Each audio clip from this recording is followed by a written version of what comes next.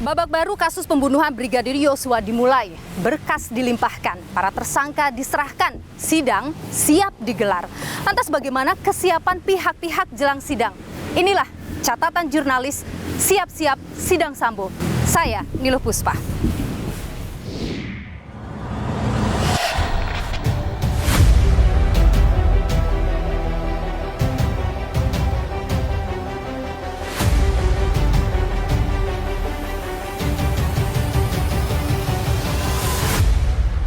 Sesuai dengan komitmen kami untuk memproses secara tegas, transparan.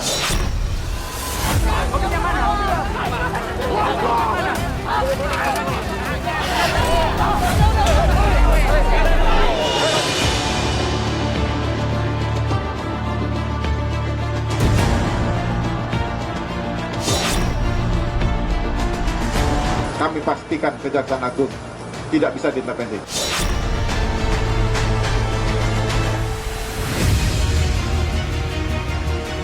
Situasinya bukan situasi yang gampang ya. Dia harus mempersiapkan mental ya. Kalau misalnya masih ada rasa seperti itu, bagaimana kemudian Eliezer akan mampu memberikan keterangan yang objektif yang sebenar-benarnya, Bung Roni? Dari semua bukti yang Anda punya, Anda merasa bisa meloloskan Bu PC misalnya dari pasal pembunuhan berencana 340. Apa yang harus dicermati oleh jaksa supaya tuntutan ini kemudian bisa maksimal di 340? Ada kemungkinan Ricky berada pada situasi tertekan, Eliezer juga begitu, mungkin sekali ya. Putri ini tidak tahu. Menurut Anda, Putri bisa lolos dari 340?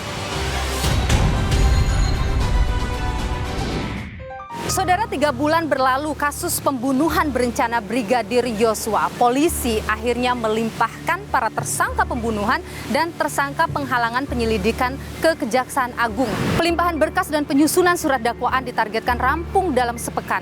Setelah semua rampung, maka Ferdy Sambo dan tersangka lainnya siap disidang. Babak baru kasus pembunuhan Yosua dimulai. Bareskrim Polri resmi menyerahkan para tersangka pembunuhan ke Kejaksaan Agung Republik Indonesia. Beberapa hari sebelum penyerahan, Kapolri Jenderal Listio Sigit Prabowo kembali menyatakan komitmen menuntaskan kasus Sambo secara terbuka dan transparan. Kasus ini menyita perhatian publik yang sangat luar biasa dan tentunya juga berdampak terhadap kepercayaan publik terhadap institusi Polri. Oleh karena itu, sesuai dengan komitmen kami memproses secara tegas, transparan, tidak pandang bulu, sesuai dengan apa yang menjadi perintah dari Bapak Presiden. Kini, perhatian tertuju pada jaksa penuntut umum. Jaksa diharapkan mampu menghadirkan proses peradilan yang objektif dan transparan. Kami sudah punya sistem untuk melakukan itu. Jaksa kami jaga integritasnya, profesionalismenya. Saya yakin benar, intervensi tidak ada, ya. Karena negara kita ini negara hukum. Saat ini kami pastikan Kejaksaan Agung tidak bisa diintervensi. Semua pihak bersiap menanti sidang. Harapan pun disematkan, termasuk Ferdy Sambo, otak pembunuhan Yosua. Pesan Pak Ferdy Sambo dan Ibu Putri kurang lebihnya seperti ini. Kami menyadari ada kekeliruan yang pernah terjadi. Apa yang kami lakukan akan kami akui secara terbuka di persidangan. Harapan kami hanya sederhana. Semoga proses hukum berjalan secara objektif dan berkeadilan. Usaha Sambo menghadapi proses peradilan memang tak main-main. Mantan Kepala Divisi Profesi dan Pengamanan Polri ini bahkan menggait 2 mantan pegawai KPK memperkuat barisan kuasa hukumnya. Sebagai advokat, saya menerima permintaan menjadi kuasa hukum dan mendampingi hak tersangka dalam perkara ini secara objektif. Bahkan ketika saya dan Rasa Mala ketika bertemu dengan Ibu Putri secara langsung sebelum Ibu Putri menandatangani surat kuasa, saya telah menyampaikan secara terang bahwa pendampingan hukum yang akan dilakukan bersama tim adalah pendampingan hukum yang secara objektif. Kasus menyita perhatian. Jutaan pasang mata diprediksi akan tertuju pada jalannya sidang. Bagaimana kesiapan semua pihak? Saya ajak Anda untuk mundur ke belakang, saudara, bagaimana kasus ini bermula. Pada 8 Juli 2022 yang lalu, Brigadir Yosua Huta Barat yang merupakan ajudan dari Ferdi Sambo, mantan Kadif Propam Polri, ditemukan tewas di rumah dinas Ferdi Sambo di Kompleks Duren 3, Jakarta Selatan. Saat itu dikatakan kematian Brigadir Yosua ini karena baku tembak. Proses penyelidikan kasus ini berjalan lambat karena ada upaya dari sejumlah pihak untuk menghalangi proses penyelidikan kasus ini. Namun dalam sebulan polisi akhirnya bisa menemukan titik terang kasus ini. Akhirnya ada 11 orang yang ditetapkan sebagai tersangka, baik itu pembunuhan berencana maupun penghalangan penyelidikan. Dan saudara, 11 orang yang ditetapkan sebagai tersangka adalah Ferdi Sambo yang diduga menjadi otak pembunuhan Brigadir Yosua. Sambo membuat perencanaan lalu memerintahkan anak buahnya, Barada Richard Eliezer, menembak Yosua pertama kali. Untuk menutupi kejahatan, Sambo membuat skenario palsu. Terjadi pelecehan seksual oleh Yosua terhadap Putri Chandrawati, istri Sambo, yang kemudian memicu terjadi baku tembak tersebut. Ajudan Sambo yang lain, Bribka Riki Rizal, dan sopir pribadi Sambo, Kuat Ma'ruf, diduga mengetahui perencanaan pembunuhan, bahkan Kuat disebut menyaksikan penembakan Yosua. Sementara itu, saudara, para tersangka penghalangan penyelidikan selain Ferdi Sambo adalah Brigjen Hendra Kurniawan, Agus Nurpatria, AKBP Arif Rahman Arifin, Cuk Putranto, Bayi Kuni Wibowo, dan Irfan Widianto. Dan yang mencuri perhatian saudara, usai pelimpahan berkas dan tersangka kemarin, sebelum meninggalkan Kejaksaan Agung, Ferdi Sambo sempat mengucapkan permintaan maaf kepada sejumlah pihak, termasuk orang tua Brigadir Yosua. Istri saya Tangan Bapak lepas, Pak. Bapak saya pegang. tidak melakukan apa-apa, justru menjadi korban. Saya menyampaikan permohonan maaf kepada pihak-pihak yang sudah terdampak atas perbuatan saya,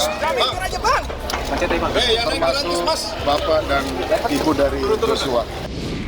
Dan saudara, bagaimana kemudian kesiapan para pihak dalam menghadapi sidang nanti? Saya akan menuju ke salah satu pengacara dari Ferdi Sambo dan Putri Chandrawati, Sarmauli Simangunsong. Dan saya juga nanti akan menemui pengacara dari saksi mahkota kasus ini, Barada Richard Eliezer, yakni Roni Talapesi. Benarkah Roni akan menghadirkan fakta mengejutkan di persidangan? Apa itu? Ikuti saya, saudara.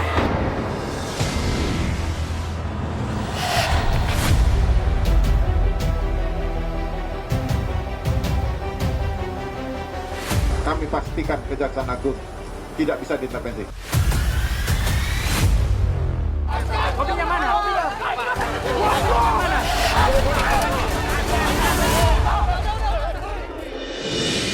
Dan saudara, untuk mengetahui bagaimana kesiapan dari tersangka utama dalam kasus pembunuhan berencana Brigadir Yosua, Ferdi Sambo, dan juga istrinya Putri Chandrawati menghadapi sidang yang mungkin saja sebentar lagi akan digelar, saya sudah bersama dengan Sarmauli Simangunsong, pengacara dari Ferdi Sambo dan juga Putri Chandrawati. Saya pertama ingin tahu dulu, kapan terakhir bertemu dengan baik itu Bu Putri atau Pak Ferdi?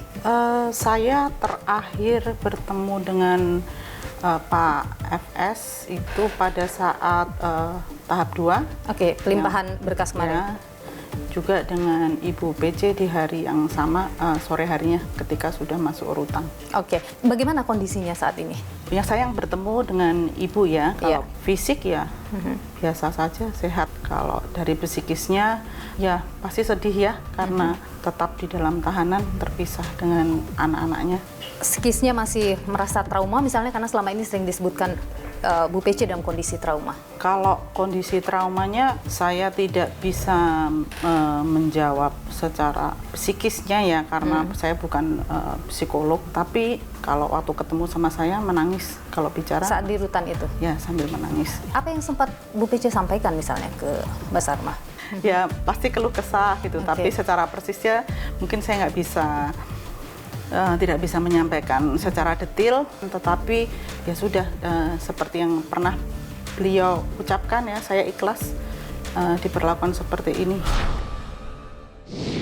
Saya ikhlas diperlakukan seperti ini dan saya mohon doa agar saya mampu melalui semua ini. Saya mohon izin titip anak-anak saya di rumah dan di sekolah mereka masing-masing. Untuk anak-anakku saya belajar yang baik dan tetap gapai cita-citamu dan selalu berbuat yang terbaik.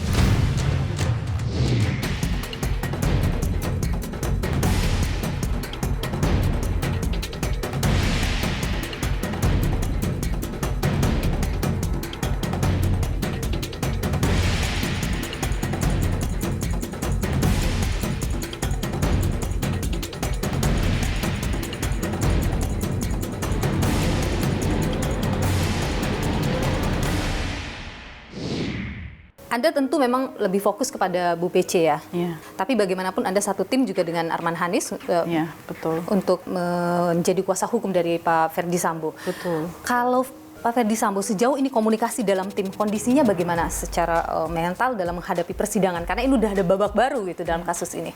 Ya, pada prinsipnya Pak FS maupun Ibu PC dan sama juga seperti kita tim berharap supaya proses persidangan ini segera berjalan. Jadi semua fakta-fakta yang memang sudah ada, yang kita ketahui sampai saat ini bisa kita sajikan di persidangan yang bisa dilihat oleh masyarakat. Karena sidangnya kan nanti terbuka. Terbuka, betul. Ya. Sejauh ini tim akan berfokus pada apa nanti di persidangan ini? Tentunya seperti yang sudah tim kita juga sampaikan, ada beberapa fase kejadian supaya kita jernih berpikir dan melihat runtutan peristiwanya. Yang pertama itu dari mulai kira-kira tanggal 3 atau tanggal 4 Juli yang di Magelang sampai dengan tanggal 8 pagi. Itu fase pertama yang kejadian penembakan. Iya. Kemudian kita ketahui bersama ada fase kedua yang disebut fase rekayasa atau fase kebohongan lah yang kita sudah ketahui bersama. Dan kemudian fase yang ketiga, ketika rekayasa itu sudah diketahui.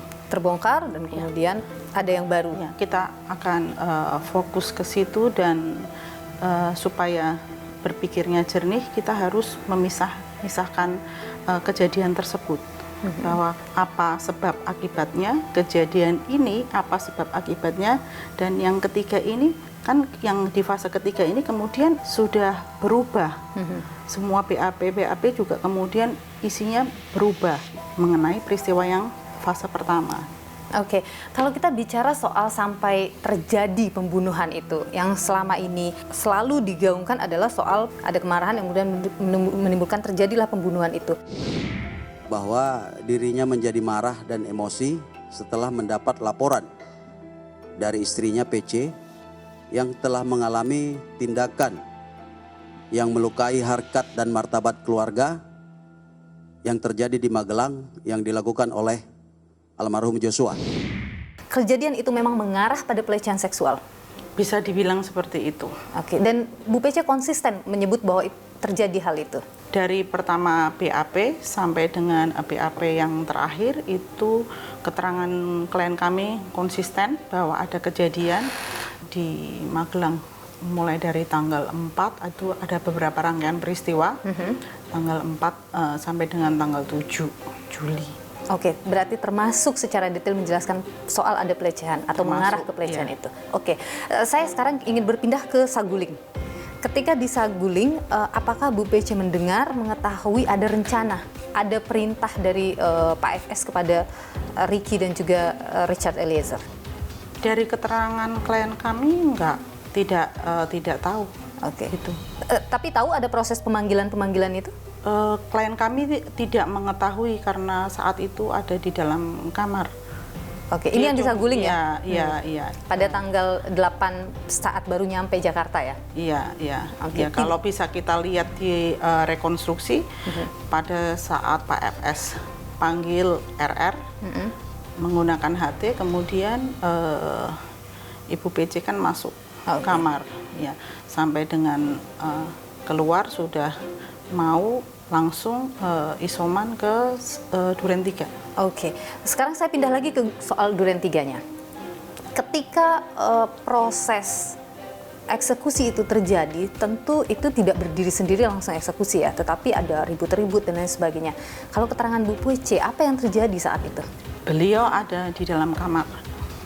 Kamar itu dekat dengan ruangan eksekusi. Artinya ketika ruangan itu dekat dengan kamarnya, ada keributan di luar terdengar dong sama Bu PC. Keterangan klien kami, dia tidak mendengar jelas gitu, tidak dengar jelas, hanya sayup-sayup ada suara orang, tapi tidak tahu apa gitu. Ada kejadian, beliau juga masih di dalam kamar. Setelah ada suara tembakan baru keluar? Tidak keluar. Tidak ada keinginan untuk tahu misalnya apa yang terjadi di luar?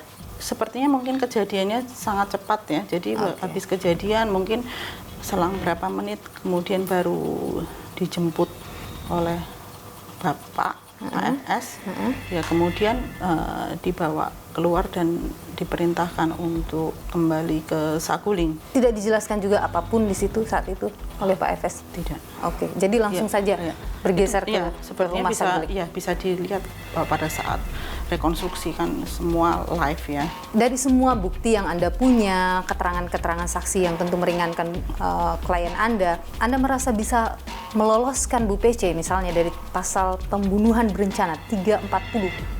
Itu pasal yang luar biasa. Iya.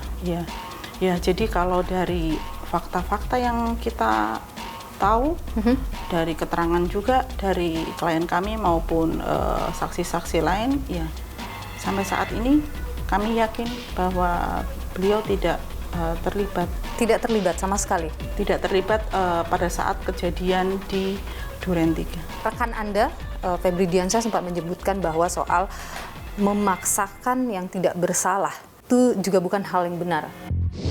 Siapapun yang melakukan perbuatan maka ia akan dihukum sesuai dengan perbuatannya.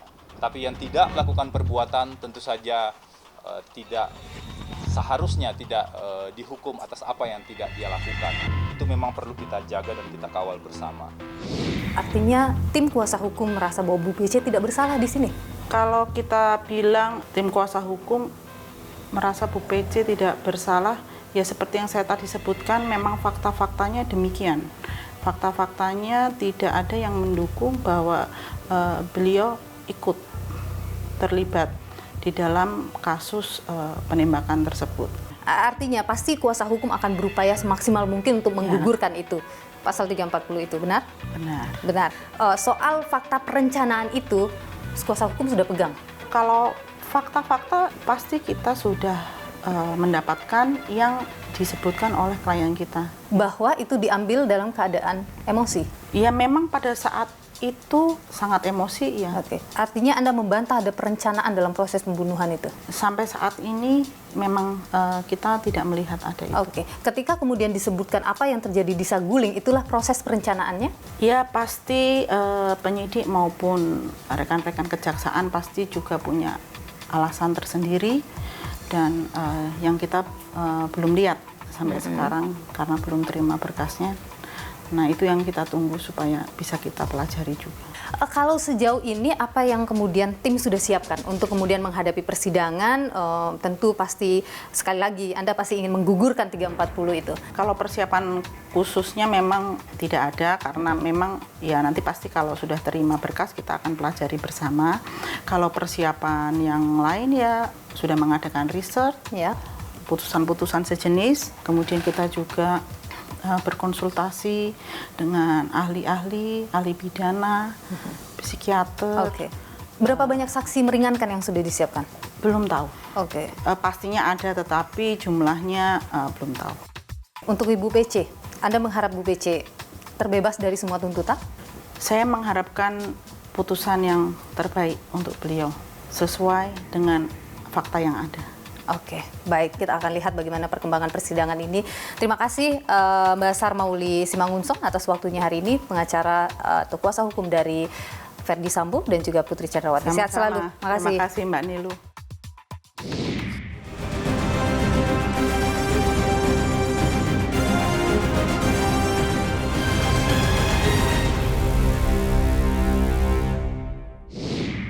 Dan saudara, saat ini sudah berada bersama dengan saya adalah kuasa hukum atau pengacara dari Barada Richard Eliezer yang menjadi saksi kunci dalam kasus pembunuhan Yosua Huta Barat. Ada Bung Roni Talapesi. Apa kabar Bung Roni? Kabar baik. Sehat ya? Sehat. Oke, Bung Roni, sebelum kita ngobrolin panjang dulu, saya ada hal yang menarik kemarin yang Anda lakukan begitu, dan itu tertangkap kamera ketika Anda menepuk pundak Eliezer.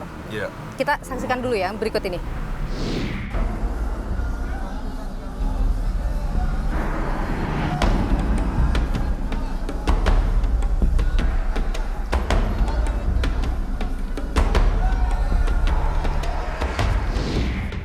Kenapa itu?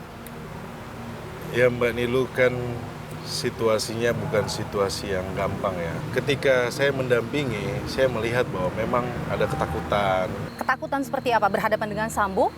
Ya, dia sampaikan bahwa memang dia harus mempersiapkan mental ya. Oke. Untuk menghadapi Sambo? Untuk menghadapi proses ini persidangan. Menghadapi persidangannya atau menghadapi Ferdy Sambo?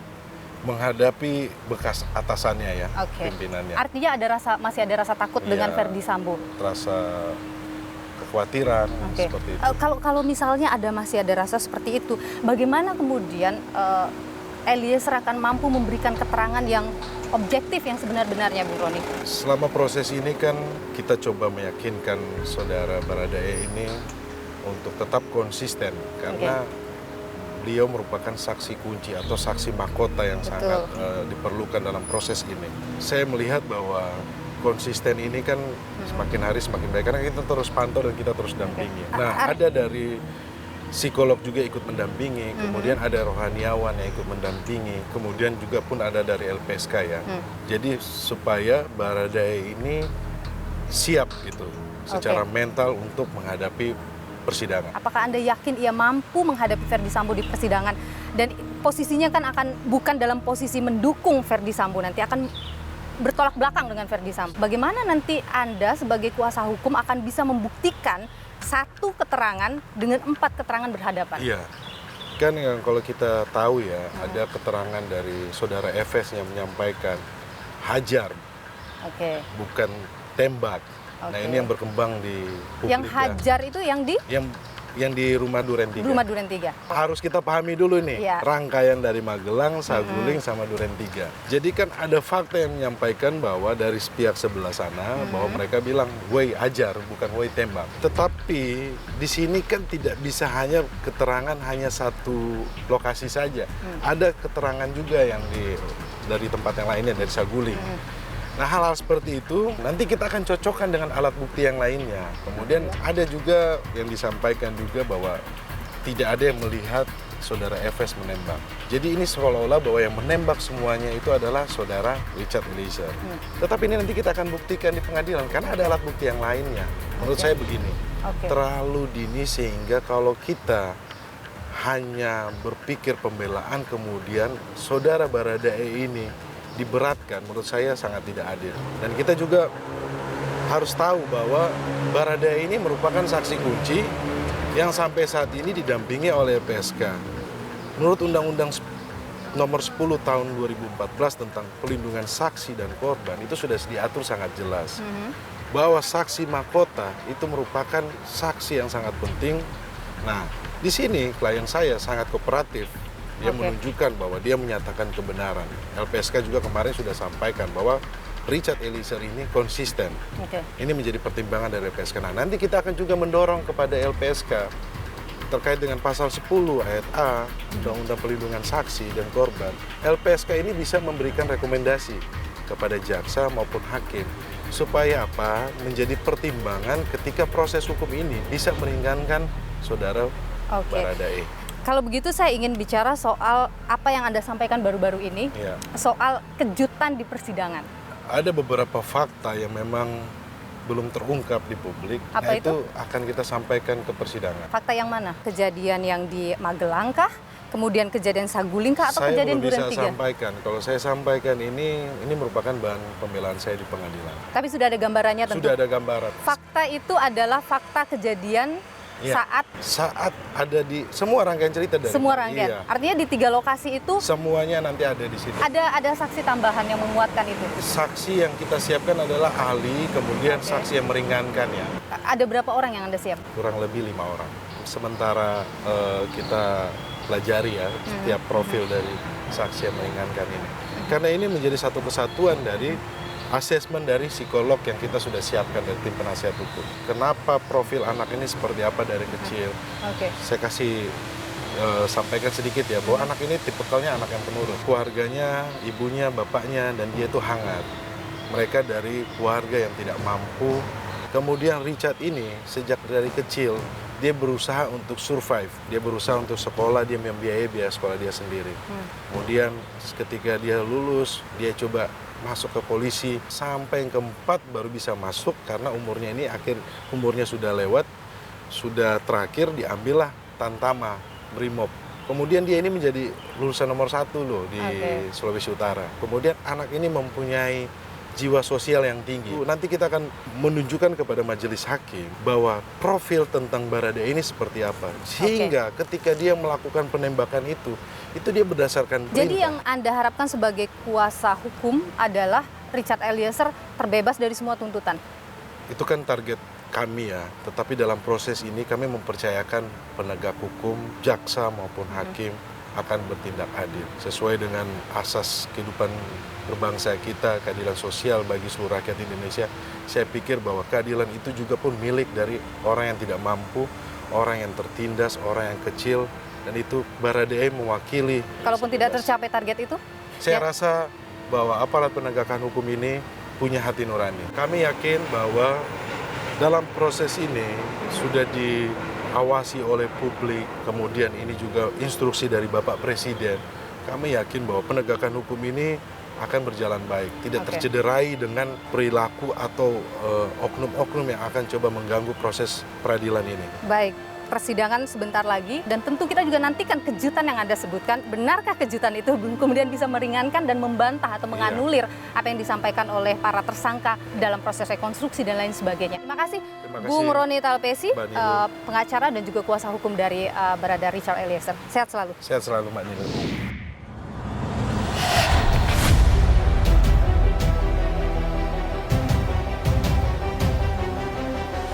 Kami pastikan Kejaksaan Agung tidak bisa diintervensi. Mobilnya mana?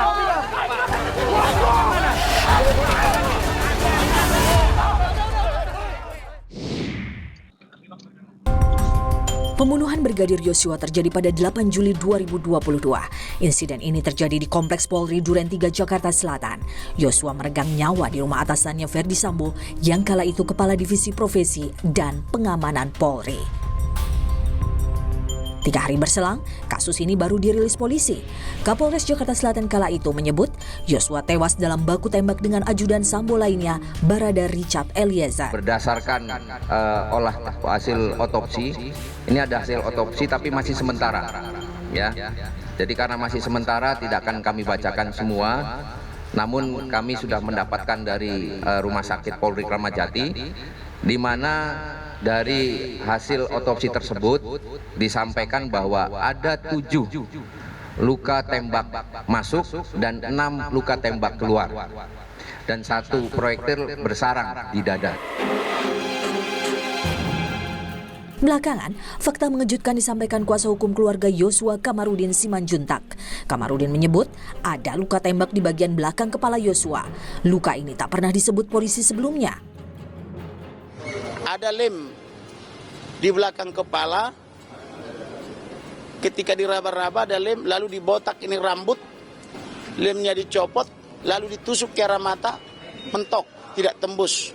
Tetapi ketika ditusuk atau disonde ke arah hidung tembus, berarti tembakan dari belakang tembus di puncak hidung.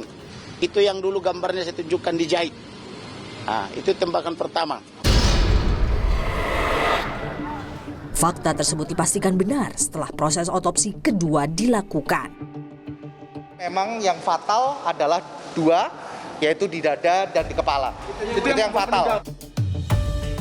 Skenario Sambo mulai runtuh tatkala Barada Richard Eliezer mengungkap fakta baru, Sambolah dalang pembunuhan Yosua. Tekanan ini kan termasuk permintaan pembuatan skenario. Seolah-olah kejadiannya begini. Padahal dalam kenyataannya kejadiannya tidak begini, tapi begitu. Nah, dia berubah dari posisi tekanan di mana harus berbuat begini, dan dia harus bercerita apa adanya. Jadi ada perubahan. Belakangan, tersangka lainnya Ricky Rizal juga angkat bicara. Dia melihat yang pasti Richard. Kemudian karena dia berbalik arah, masalah Romer ada melihat ke belakang itu, dia berbalik lagi, tapi dia tidak melihat Pak Sambo menembak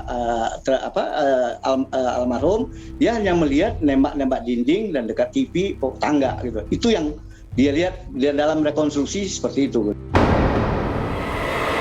Upaya Sambo menghapus jejak pembunuhan Yosua telah gagal. Namun, dugaan pelecehan yang dituduhkan kepada Yosua terus jadi perhatian.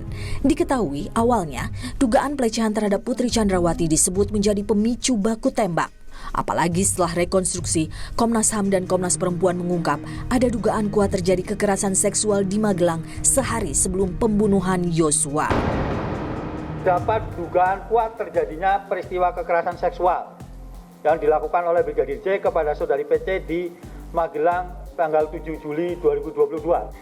Kami perlu menegaskan bahwa keengganan pelapor untuk melaporkan kasusnya dari awal itu karena memang merasa malu dalam pernyataannya ya, merasa malu, menyalahkan diri sendiri, takut pada ancaman pelaku dan dampak yang mungkin mempengaruhi seluruh kehidupannya. 11 tersangka kini telah diserahkan polisi pada Kejaksaan Agung. Peradilan 2 perkara, pembunuhan dan upaya penghilangan jejak pembunuhan Yosua siap disidangkan.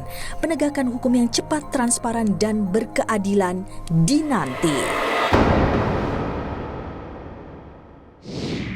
Dan saudara, untuk mengetahui bagaimana kemudian jaksa mempersiapkan untuk menghadapi persidangan nanti, saya hari ini sudah bersama dengan Kepala Pusat Penerangan Hukum Kejaksaan Agung Republik Indonesia, Ketut Sumedana. Pak Ketut, sampai dengan saat ini bagaimana proses membuat materi dakwaan terkait dengan kasus ini? Begini, jaksa sekarang ini mempunyai waktu sebenarnya 14 hari untuk mempersiapkan surat dakwaan, bagaimana membangun konstruksi yuridis daripada surat dakwaan ini sehingga betul-betul cermat nantinya, tepat dan lengkap, tidak ada suatu hal yang kira-kira kurang gitu loh. Apakah kasus ini menimbulkan kesulitan tertentu begitu? Kasus ini tidak hal yang rumit dan sulit. Kasus ini mudah secara pembuktian. Karena pelakunya sudah mengaku, korbannya ada, dan alat bukti yang digunakan untuk melakukan satu pembunuhan itu ada. Yang menjadi menarik kasus ini adalah ketika pelakunya adalah seorang aparat penegak hukum, korbannya seorang penegak hukum, dan TKP-nya dilakukan di rumah dinas jabatan penegak hukum. Yang kemudian masih menjadi kekhawatiran publik adalah bagaimana ketika pelaku jangan sampai lolos dari pasal 340 yaitu pembunuhan berencana. Mungkin ia memang mengakui bahwa dirinya melakukan pembunuhan, tetapi ketika ia tidak mengakui bahwa terjadi pembunuhan berencana, karena kan sampai dengan saat ini dari pihak polisi mengenakan sanksinya adalah pembunuhan berencana. Bagaimana itu di situ, Pak Ketut? Tentunya dalam surat dakwaan khusus terhadap 5 tersangka itu kita akan dakwakan pasal primernya adalah pasal 340. Subsidiarnya adalah pasal 338. Kewajiban bagi jaksa itu adalah untuk membuktikan pasal primer terlebih dahulu. Gitu loh. Artinya apa? Kita meyakini bahwa kasus ini harus bisa kita buktikan pasal primernya seperti itu.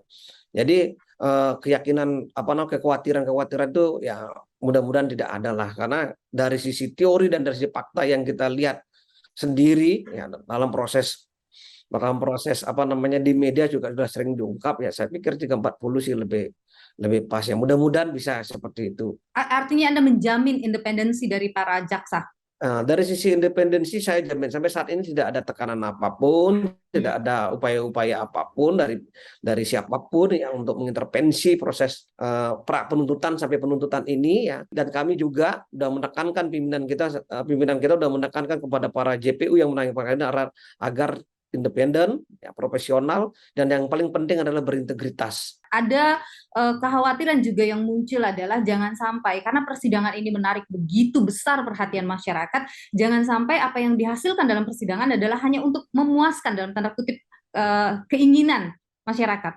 Begini, suatu proses hukum itu tidak ada memuaskan semua pihak. Yang paling penting bagaimana proses ini bisa diawasi, ya dikawal sehingga bisa berjalan kredibel. Bahwa nanti yang digunakan di dalam proses itu adalah fakta-fakta yang terungkap dalam persidangan. Tentu harapan nanti sidangan nanti bisa berjalan dengan transparan, adil begitu Pak Ketut. Terima kasih Pak Ketut Sumadana, Kepala Pusat Penerangan Hukum Kejaksaan Agung Republik Indonesia. Terima kasih, sehat selalu. Om Santi Santi Om. Om Santi Santi Santi Om. Dan saudara, jelang sidang Sambo banyak sekali muncul di luar sana kekhawatiran bahwa potensi Sambo bisa lolos dari pasal 340 pembunuhan berencana dengan maksimal hukuman mati.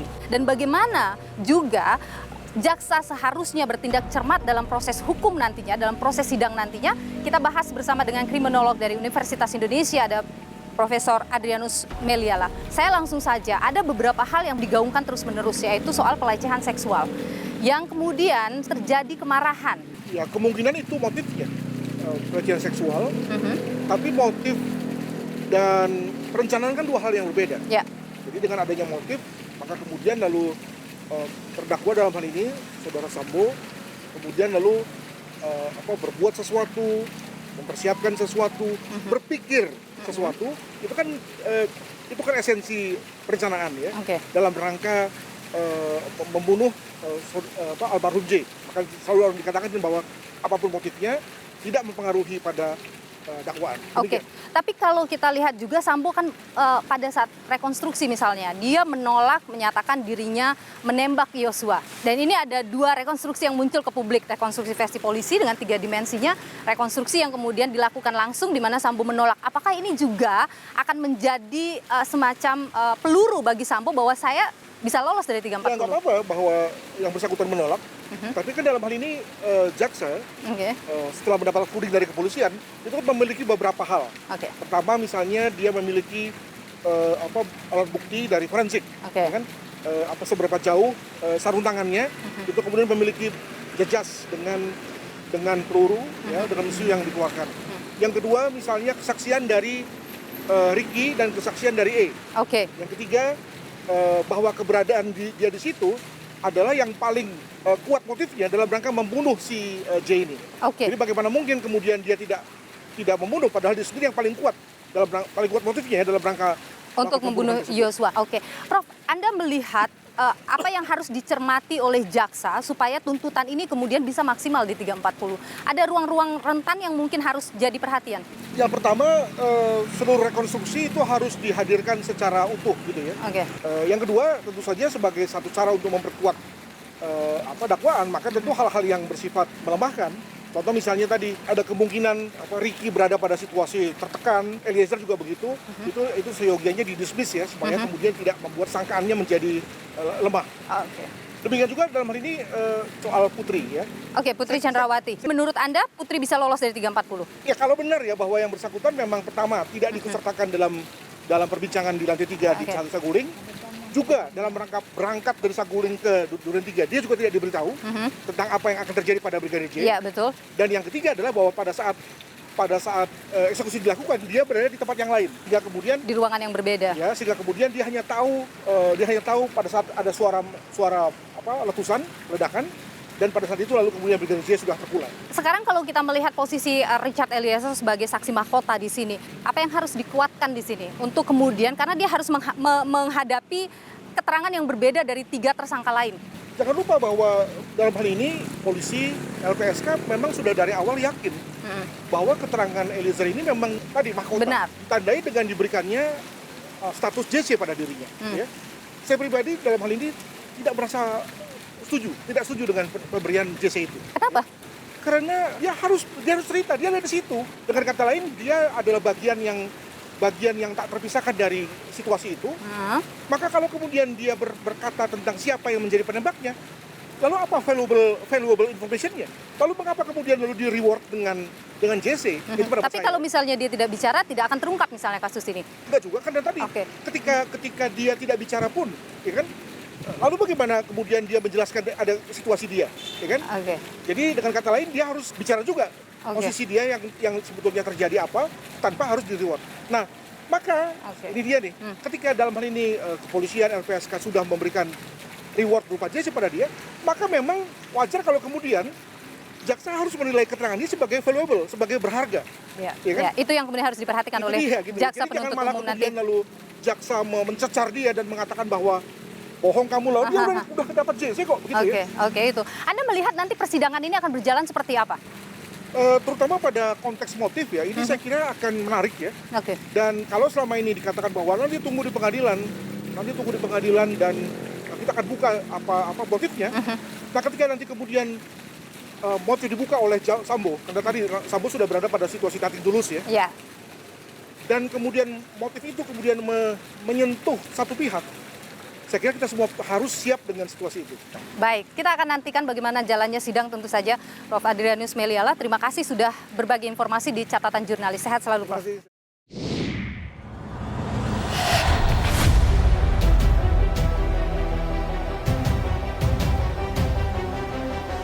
Kami pastikan Kejaksaan Agung tidak bisa diintervensi.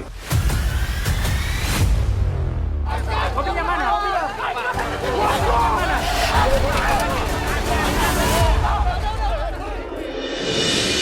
Penyelidikan dan penyidikan panjang berliku mencapai akhirnya.